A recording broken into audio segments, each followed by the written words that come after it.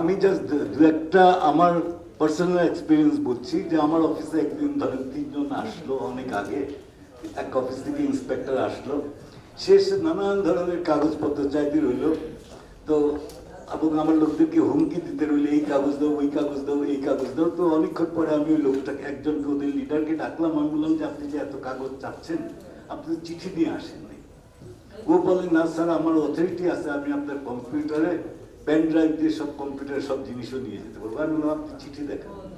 সে চিঠি দেখাতে পারে না, বাট সে অফিসের স্টাফদের সাথে অত্যাচার করছে। তো আমি তখন জিজ্ঞেস করলাম আপনার থেকে যাওয়ার আগে আমার থেকে টাকা নেবেন নাকি? ও হাসতেছে, বলে এটা তো স্যার সবাই দেয়। তা আমি আমার লোককে বললাম যে ওকে ওই রুমে নিয়ে যাও, কত টাকা চাই টাকাটা দাও, ওই জন্য রুম থেকে বের হয়ে যায়। তো ইট ওয়াজ সেটেল।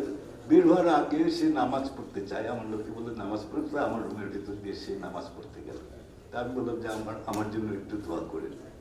মানে কারাপশনটা এইভাবে ছড়িয়ে গেছে যে এটাকে স্টপ করা অলমোস্ট ইম্পসিবল। তো আমাদের যেটা করতে হবে, এই রেগুলেশনগুলিকে, এসআরওগুলিকে ম্যানেজমেন্ট করার প্রাইভেট সেক্টর এবং সরকারি অফিস একসাথে কাজ করা উচিত। যত এসআরও করা হয়, এসআরওর শেষে এমন একটা ক্লজ দেওয়া হয় যেটা পৃথিবীর কেউ বুঝবে না, অনলি ব্যুরোক্রেটসরা বুঝবে। ওটার উপরে মেকানিজম করে করে করে আমাদের থেকে পয়সা কামানোর ব্যবস্থা করে